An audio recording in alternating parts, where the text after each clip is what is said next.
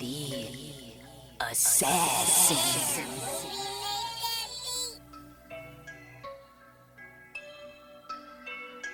You know I break necks, call me Jack Tate. I have no regrets while your life is fading. I'm a crazy fuck equivalent to Satan. When I'm behind the mic, I feel like the greatest. You know I break necks, call me Jack Tate. I have no regrets while your life is fading. I'm a crazy fuck equivalent to Satan. When I'm behind the mic, I feel like the greatest. What up, y'all? You're listening to Sports Talk with Tropp, and I'm your host, Katie Tropp. Well, hook 'em horns, and how about them Cowboys, motherfuckers? Another great weekend of football, at least in my opinion, but there actually were quite a few good games over the weekend, but we'll get into the football here in a minute. Let me just start off with, I did drop a new lyric video for the single Epitome by myself and my label mate Lex Aziz. So you can go check that out on my website, katietrop.net, or you could check it out on the Black Man Records YouTube channel. That would be great if you would do that for us. But let's get right into the Week 2 football. Man, we had some crazy comebacks. We had some crazy performances. And we had a lot of defensive impact for many teams. It's crazy because usually, this is the NFL has turned more and more towards the offensive side of the ball over the years, just because, everybody likes to see scoring and everybody likes to see points. And that's just what the people like to see, though. So that's why they make some of the rules that they make. But we're still getting some damn good defense. And there's quite a few teams in the league that are pretty much winning because of their defense. But we'll get into that when we get around to the teams that we do. But there was just an excellent bunch of football on this weekend. So let's get right into the first game. We had the Green Bay Packers at the Atlanta Falcons. The Falcons did get a close win, 25-24. This one was pretty much dominated by the Packers for the most part, all the way up until the fourth quarter. The Packers were pretty much in control in the second and the third quarter. But then once the Falcons started to make a little bit of a run in the fourth quarter, they started scoring some points. And there was even this really odd play from Jordan Love. It was a 4th and inches, and he actually false started and jumped ahead of everybody on the line, and it really cost them some field position. So the Falcons ended up getting the walk-off field goal, 25-24. But it was a crazy game. Both teams came to play and played some good football. Desmond Reader, the quarterback of the Atlanta Falcons, playing pretty solid. He had 237 yards and a touchdown. Bijan Robinson, hook 'em horns, motherfucker. This dude, I knew all about him because I'm a Texas Longhorns fan, so I've been watching the dude for the last few years as a Longhorn. So I knew he was going to hit the league and be a problem, and this guy is a human joystick. Watching him juke some of these motherfuckers, it's like watching old school Barry Sanders sometimes. It's just beautiful to watch his footwork. So shout out to Bijan. I'm happy to see him doing well. He rushed for 124 yards yesterday and just broke some ankles in the process as well, running out all over everybody. And then London, their wide receiver, had 67 yards and a touchdown. So the Packers didn't have a terrible game. They both came to play. This to me was one of those games where it's two shitty teams, so it's going to be a pretty good game, and it wound up being a good game. But the Falcons are 2-0 on the season right now. Then we had the Las Vegas Raiders at the Buffalo Bills. This went almost, I thought it was going to be a closer game, but I did say usually Josh Allen is big on the bounce back games. When he shits the bed in one game like he did in game 1, he had the 4 turnovers. Well, this game he had 3 touchdowns in a 38-10 win over the Raiders. It wasn't even close. The Bills just pretty much scored from the jump and never looked back. Josh Allen had 274 yards, 3 touchdowns. Cook, the running back, had a great day on the ground. He had 123 yards, and Gabe Davis had 92 yards and a touchdown. So big day for the Bills and terrible day for the Raiders. Then we had the Baltimore Ravens at the Cincinnati Bengals, and this is a division matchup, so it was going to be good, and it wound up being pretty much went down to the wire for the most part. The Ravens got the win, 27-24. Lamar Jackson owns the Bengals since he hit the AFC North as a quarterback for the Ravens. He's just been dominating. He's only lost to them once in his entire career. So big day for him. He had 237 yards and 2 touchdowns. A very efficient day from him as well. He just was just dropping dimes. Whereas Joe Burrow had yet another horrible game. He only had 32 yards passing in the first half. He did start to get it going, but he threw a couple of really bad interceptions. One was in the red zone. And it looks like he actually re-aggravated his calf injury, which he suffered in training camp. And that's going to be bad because when you're a quarterback, you need your lower half. And I actually remember, I believe it was 2 seasons ago, Dak Prescott strained his calf. And he was never the same the rest of the season because he couldn't get his the lower half to really just work for him. And you get a lot of your power in your throws from your lower half. So I think it's going to be a difficult road for the Cincinnati Bengals now that they're 0-2. And yeah, they started 0-2 last year. But it's going to be tough for them if Joe Burrow isn't healthy. And he was limping off the field, and I really don't expect him to be looking that great the rest of the season.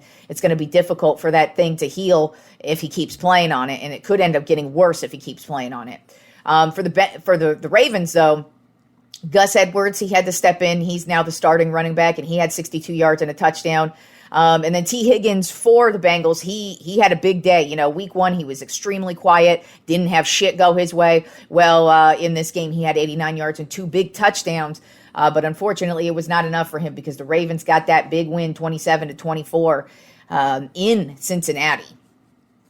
Then we had the Seattle Seahawks at the Detroit Lions.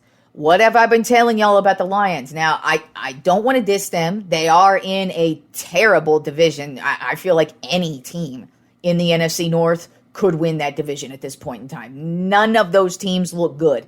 The Lions, though, everybody was humping on that bandwagon. And, yes, they beat the Chiefs. But this game, no. The Seattle Seahawks walked right into their house and said, shut the fuck up. First of all, this game went into overtime.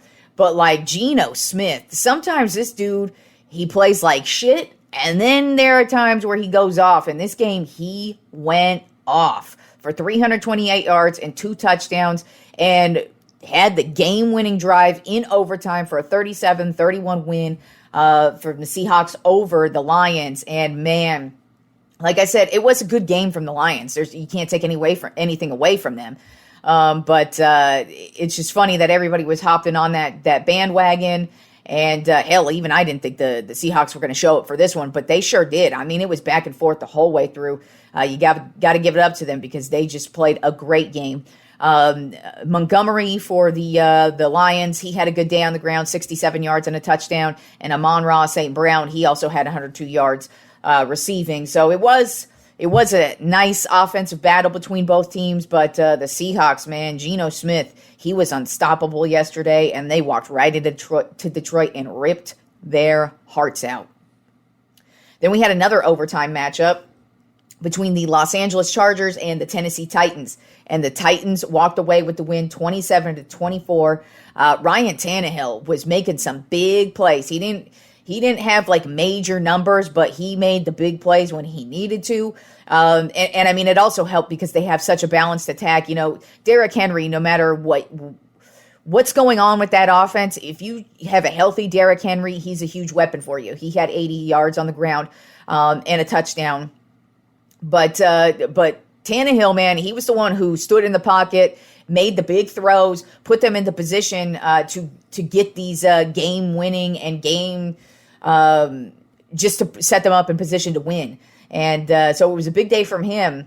Herbert didn't have a terrible game. He had 305 yards and 2 touchdowns. Keenan Allen had a big day, 111 yards and 2 touchdowns for the Chargers. But overall, man, this Chargers defense looks like straight trash. And that says a lot because, they have Khalil Mack. They have Bosa on the end. So it's not like they have terrible players on this defense, but they are getting blown up in coverage. I mean, there's two two plays specifically where I can think of where Tannehill just bombed it down the field, and I mean, it was just terrible. And so the Chargers, they started off the season 0-2, and that's pretty bad for them because everybody had some type of expectations for them, myself included, even though I did say they have to show us. But in my personal opinion, if the Chargers lose next week, I feel like you gotta fire that coach because their coach, Staley, that guy gets way too fucking bitchy and emotional at the podium. They were asking him if, I can't remember what the exact question was during the press conference after the game yesterday, but he got all bitchy about it and emotional. And yes, I know, being a coach is a very emotional thing, but like the type of emotion, he gets very just bitchy about it. That's the only way I could describe it. He just gets, that's what he fucking sounds like, a little bitch. And it's just like, dude, who respects that? And so I kind of feel like nobody respects his ass. So if they go 0-3, I don't know how the Chargers can stick with that dude much longer after that. We'll see what the Chargers got, but they got a lot of talent, and they ain't doing a whole lot of shit, and they're losing to the Titans, who are a pretty decent team, but, they ain't that great. Man, speaking of terrible teams, we had the Chicago Bears at the Tampa Bay Buccaneers, and the Buccaneers just smashed the Bears 27-17. I don't even know if the Chicago Bears are aware, but the season has started. They are just like the walking dead offensively. It's just pathetic. And but I mean, it's complete opposite on the Buccaneers end right now. Baker Mayfield, dude walks right in at quarterback and is balling. He had 317 yards and a touchdown. The running back White, he had 73 yards and a touchdown. Mike Evans had 171 yards and a touchdown. It was just a big day for the Buccaneers. So they got a big win. But the Bears, man, I don't know what to say about them. They just, like I said, offensively, the walking dead, and they just look terrible. They looked terrible last week, so who knows what's going to happen with this team. But they didn't have that high expectations this year. But, I mean, we expected some type of improvement. And so far, we haven't seen shit from them. Then we had the Kansas City Chiefs at the Jacksonville Jaguars. This ended up being a pretty big defensive battle. I mean, the Chiefs got the win 17-9, but neither team could really get it going offensively. While, yes, Patrick Mahomes had an excellent day. He passed for 305 yards and 2 touchdowns. So, yes, he had a good day numbers-wise. But overall, I mean, 17 points really isn't much for the Chiefs. Especially with their offense. And I was wondering, because it's been weird to watch their offense these last 2 weeks. It doesn't look the same, and I completely forgot.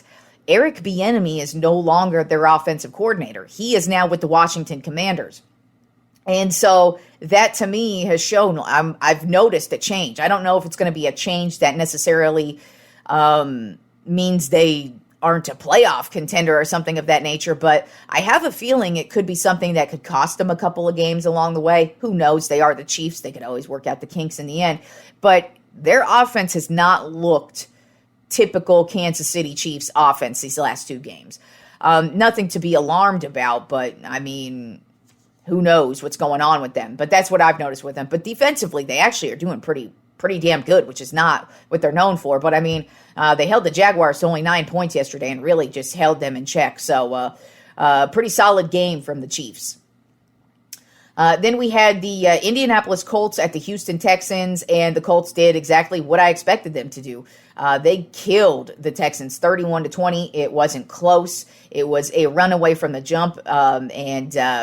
Man, Richardson is looking like a steal for the Colts. I didn't know what to expect from him. He had a great end of the college football year last year, and he kind of raised his stock in the last couple of games to just elevate his draft stock to being this quarterback that we're all talking about. And so when that happens, you never know if it's just hype, if it's fake, if it's phony, if it's real. Well, in Richardson's case, it's looking like it's real. It sucks because he did end up, he had 2 touchdowns yesterday. After the second rushing touchdown, he played another series and then ended up taking himself out of the game because he felt some concussion-like symptoms. Now, he did get injured in the previous game, so this kind of feels like it might end up being a theme for him getting injured.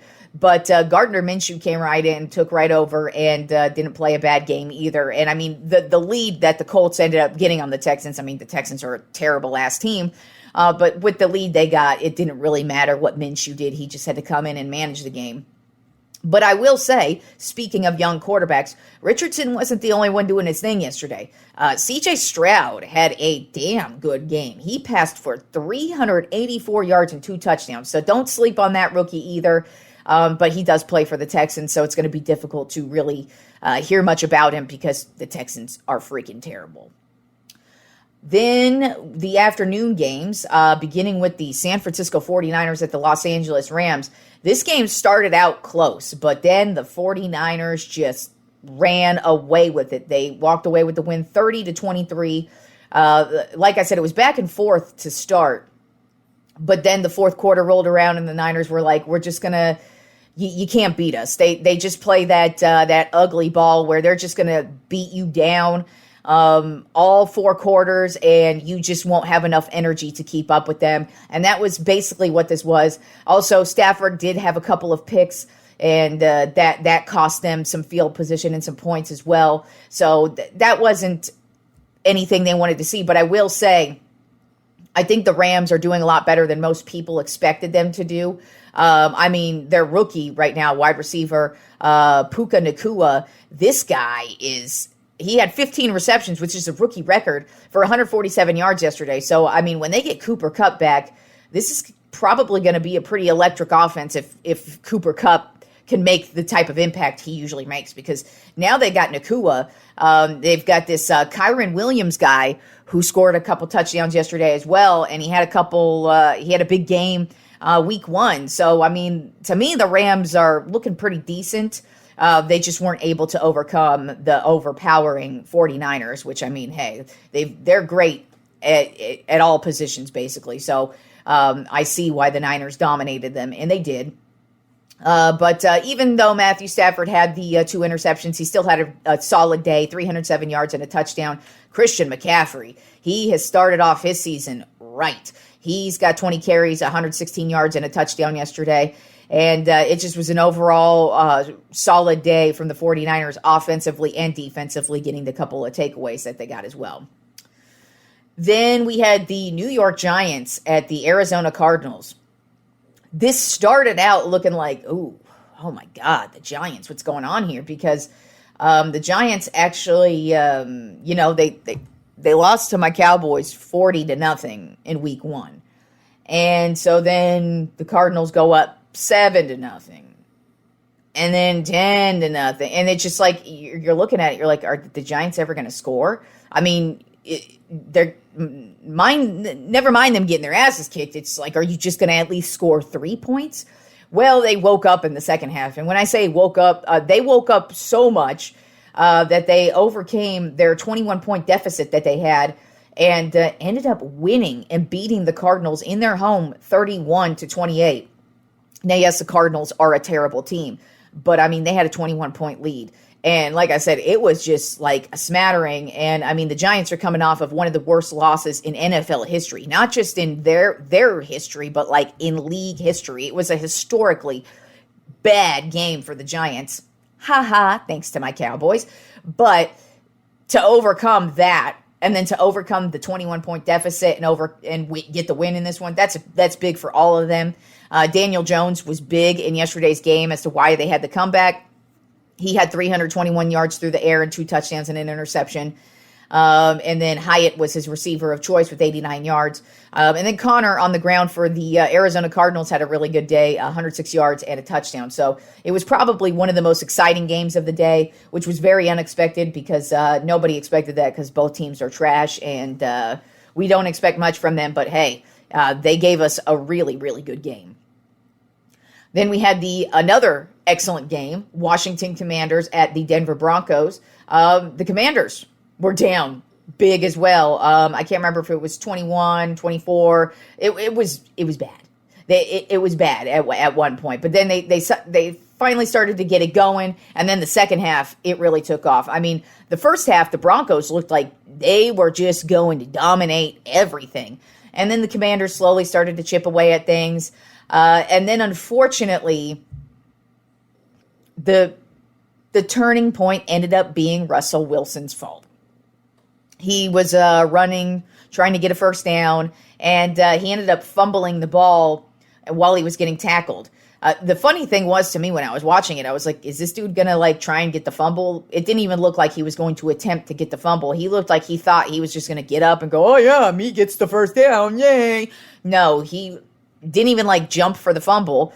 And the Commanders end up getting the fumble, driving down the field and scoring 7 points. And then basically from there, the Commanders just took off.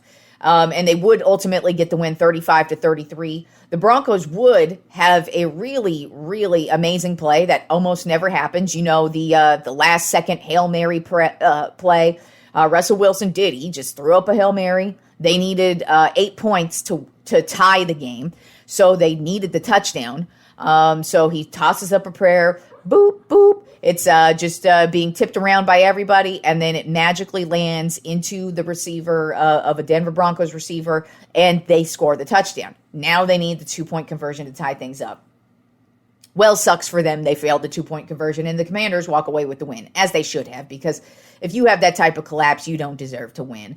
And even though Russell Wilson, he did cost them with a couple of turnovers, did have a pretty solid day, 308 yards and 3 touchdowns, but he just disappeared in the second half other than the big Hail Mary at the end. And then Mims Jr. was his receiver, had a big day, 113 yards and a touchdown.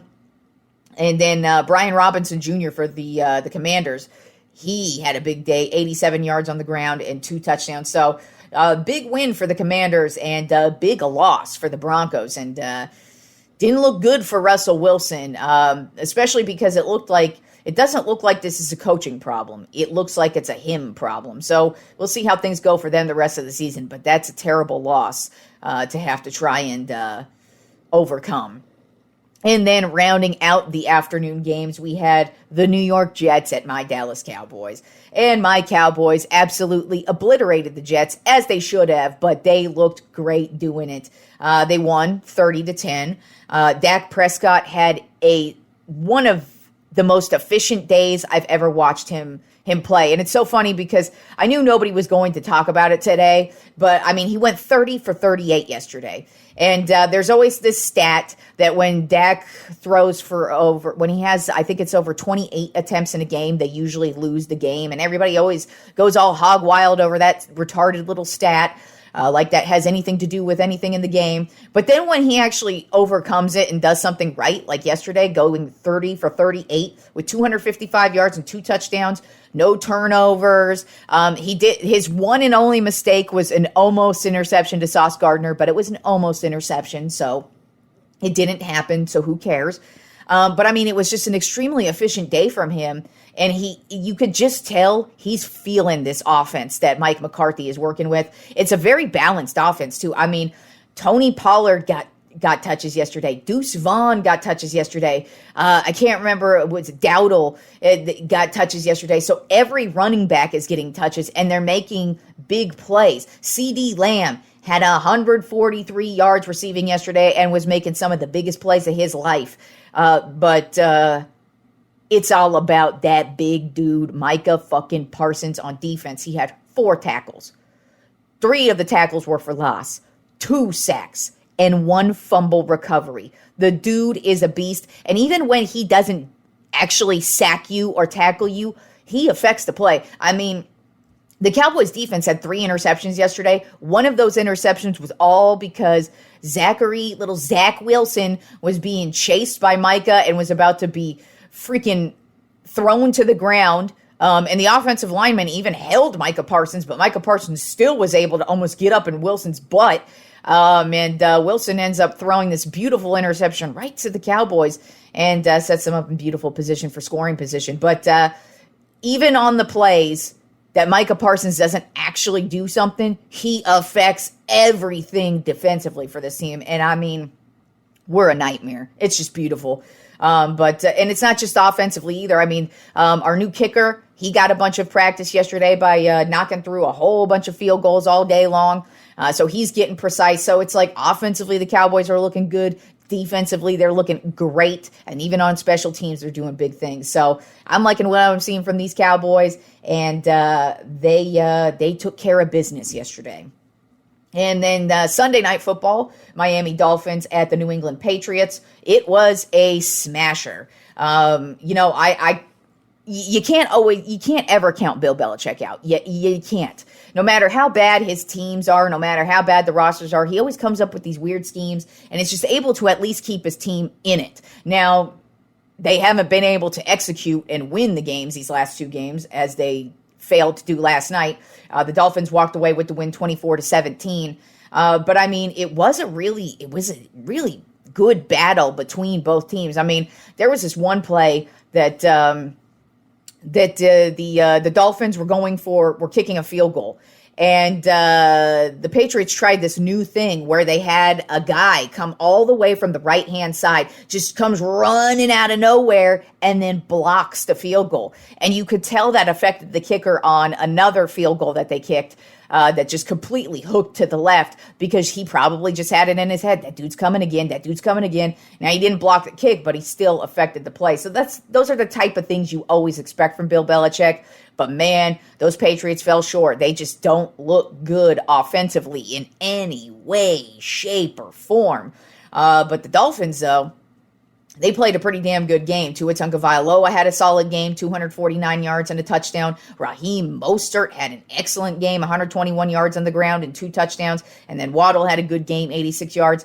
Bill Belichick actually made Tyreek Hill pretty ineffective for the most part. So he took out the best player in the game, but it didn't matter. The Dolphins were able to overcome that, and they walked away with the win. And Tua Tagovailoa has yet to lose to Bill Belichick in his entire career. He is 5-0 now against Bill Belichick.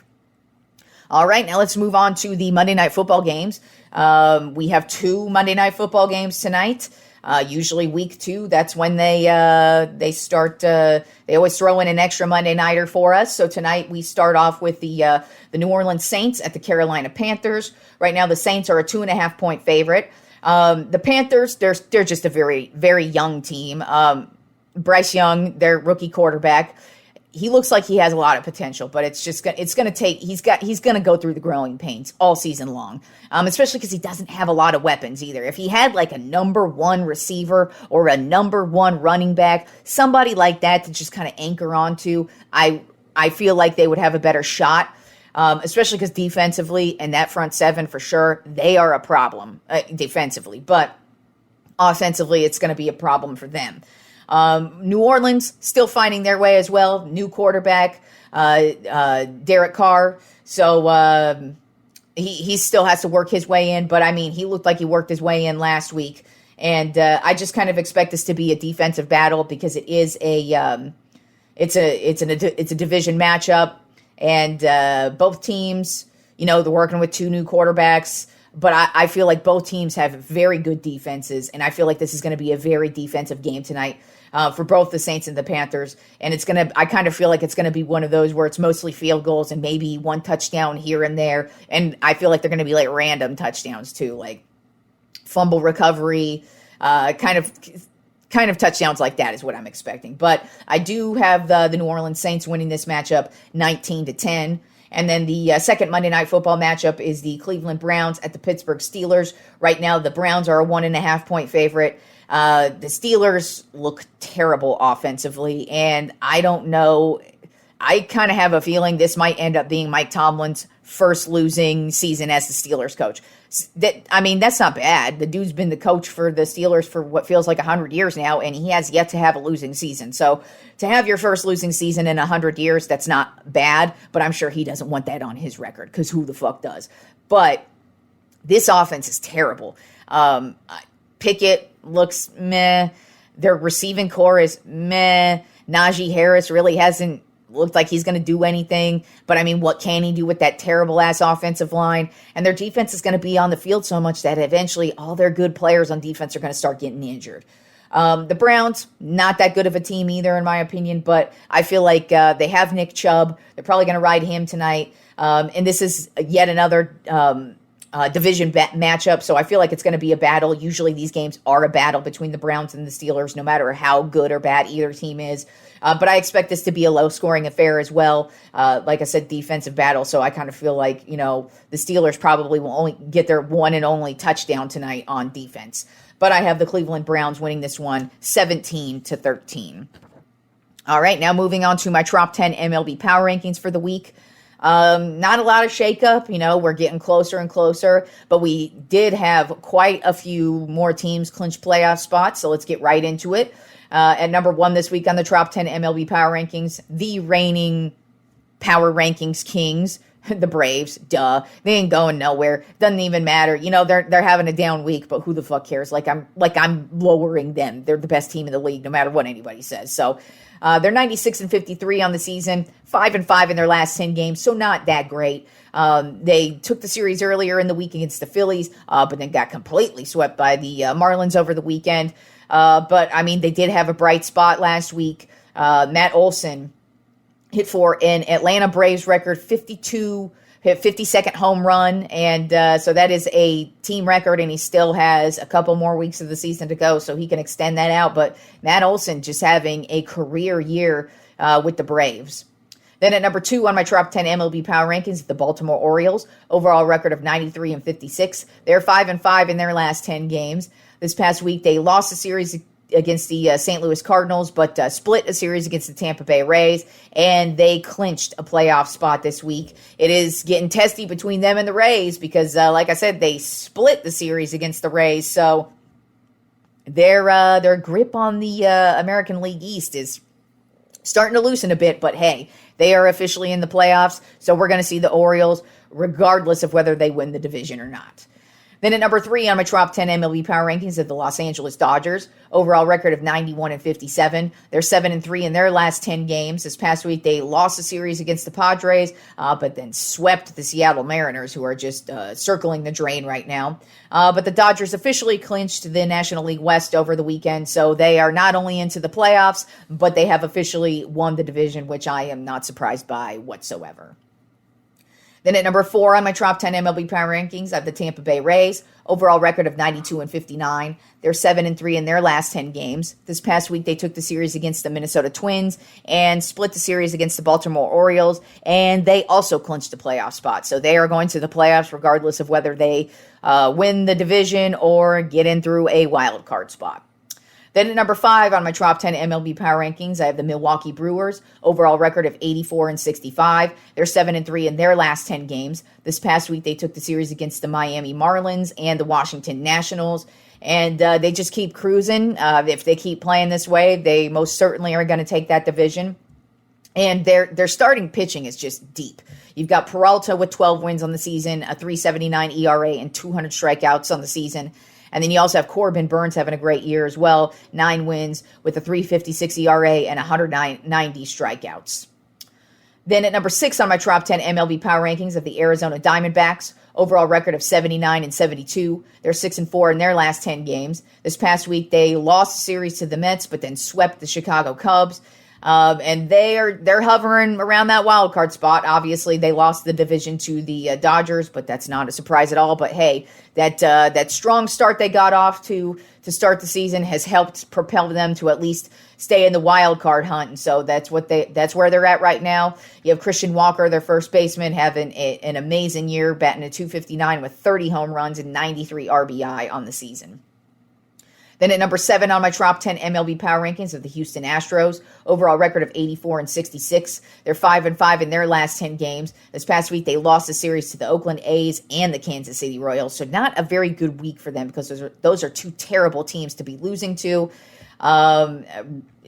Valdez has been having a career year, though, for the Astros. He's got 12 wins on the year with a 3.20 ERA and 183 strikeouts. So their starting pitching looks really good. I mean, you can't really worry about the Astros. I expect them to make the playoffs, but they've been having, up and down weeks, and they've been very shaky as of late. And they haven't really had many injuries to overcome lately. I mean, they've had to battle through injuries all season long, but so far they're pretty healthy at this point. Then at number 8 on my top 10 MLB Power Rankings of the Toronto Blue Jays, overall record of 83-67. They're 6-4 in their last 10 games. This past week, they lost the series to the Texas Rangers, but took the series against the Boston Red Sox. And they just keep on surging as well. They're hovering around that wild card area, just trying to stick in it. Vladimir Guerrero having another amazing year as well, batting at .267 with 24 home runs and 90 RBI. Then at number 9 on my Trop 10 MLB Power Rankings are the Minnesota Twins. Overall record of 79-71. They're 6-4 in their last 10 games. This past week, they lost a series to the Tampa Bay Rays, but took the series against the Chicago White Sox. I kind of feel like this team is right in line to easily take their division, so we should be seeing them come playoff time. Their starting pitching is what's really getting them going. Right now, Pablo Lopez is that ace for them. He's got 10 wins on the season with 3.58 ERA and 221 strikeouts on the season. And then rounding out the Trop 10 MLB Power Rankings, which was kind of a stretch to find the last couple of teams in the Power Rankings this week, but it's going to be the Texas Rangers. Overall record of 82-67. They are 6-4 in their last 10 games. This past week, they took the series against the Toronto Blue Jays, but lost the series to the Cleveland Guardians. This team, they're probably happy to have Uvalde back at the starting position, but they did lose Max Scherzer, at least for the rest of the regular season. If they make the postseason, there's a good shot he's going to play, but I mean, I don't know. At this point, the Rangers seem in a pretty bit of disarray right now. I wouldn't be surprised if they make the playoffs, but I kind of feel like it's going to be one of those things where they end up backing into the playoffs or just missing out on the playoffs, like on the last day or the last week of the season. So we'll see what's going on with the Rangers and the rest of the league. I mean, we only have a couple weeks left of the regular season, so things are going to keep on getting tighter. More teams are going to be clinching as the days go on. So I'm sure once we hit Friday's show, there's probably going to be another team or two who's possibly clinched or won their divisions. So with that being said, enjoy the rest of the week of sports, and I will talk to you fools on Wednesday.